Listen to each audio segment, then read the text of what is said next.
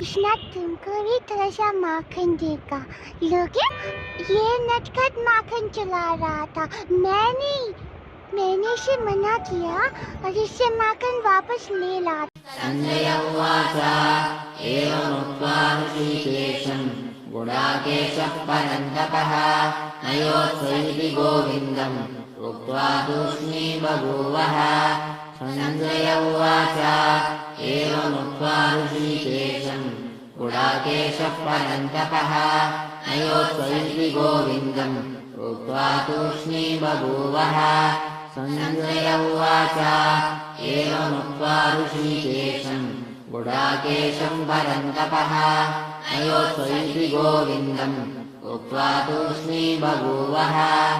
संजय उवाच एवमुक्त्वा ऋषिकेशं गुडाकेशः परन्तपः नयोत्सैति गोविन्दम् उक्त्वा तूष्णी बभूवः। संजय उवाच एवमुक्त्वा ऋषिकेशं गुडाकेशः परन्तपः नयोत्सैति गोविन्दम् उक्त्वा तूष्णी बभूवः। संजय उवाच एवमुक्त्वा ऋषिकेशं गुडाकेशः परन्तपः नयोत्सैति गोविन्दम् उक्त्वा तूष्णी बभूवः। संजय उवाच एवमुक्त्वा ऋषिकेशं गुडाकेशः परन्तपः नयोत्सैति गोविन्दम् उक्त्वा तूष्णी बभूवः। संजय उवाच एवमुक्त्वा ऋषिकेशं गुडाकेशः परन्तपः नयोत्सैति गोविन्दम् उक्त्वा तूष्णी बभूवः। संजय उवाच एवमुक्त्वा ऋषिकेशं गुडाकेशः परन्तपः नयोत्सैति गोविन्दम् उक्त्वा तूष्णी बभूवः।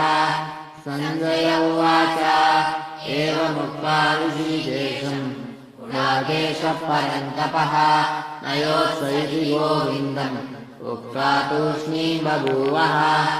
संजय उवाच एवमुक्त्वा ऋषिकेशं गुडाकेशः परन्तपः नयोत्सैति गोविन्दम् उक्त्वा तूष्णी बभूवः। संजय उवाच एवमुक्त्वा ऋषिकेशं गुडाकेशः परन्तपः नयोत्सैति गोविन्दम् उक्त्वा तूष्णी बभूवः। संजय उवाच एवमुक्त्वा ऋषिकेशं गुडाकेशः परन्तपः नयोत्सैति गोविन्दम् उक्त्वा तूष्णी बभूवः। संजय उवाच एवमुक्त्वा ऋषिकेशं गुडाकेशः परन्तपः नयोत्सैति गोविन्दम् उक्त्वा तूष्णी बभूवः। संजय उवाच एवमुक्त्वा ऋषिकेशं गुडाकेशः परन्तपः नयोत्सैति गोविन्दम् उक्त्वा तूष्णी बभूवः। संजय उवाच एवमुक्त्वा ऋषिकेशं गुडाकेशः परन्तपः नयोत्सैति मनसुंदर सुंदर जसा मोगरा सदा फुलीचा साजनाचा एवमुक्त्वा ऋषिकेशं जाई जुई वाऱ्याची डोळे रात्री ताऱ्यांची पोळे शेवंतीने स्वप्न सजवूया झेंडू संग भक्ती रमूया हे कमळासम निस्वार्थ बनूया गोविन्दम् उक्त्वा तूष्णी बभूवः। संजय उवाच एवमुक्त्वा ऋषिकेशं गुडाकेशः परन्तपः नयोत्सैति गोविन्दम् उक्त्वा तूष्णी बभूवः।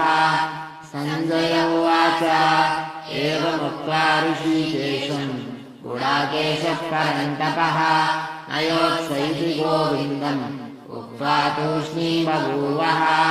संजय उवाच एवमुक्त्वा ऋषिकेशं गुडाकेशः परन्तपः नयोत्सैति गोविन्दम् उक्त्वा तूष्णी बभूवः।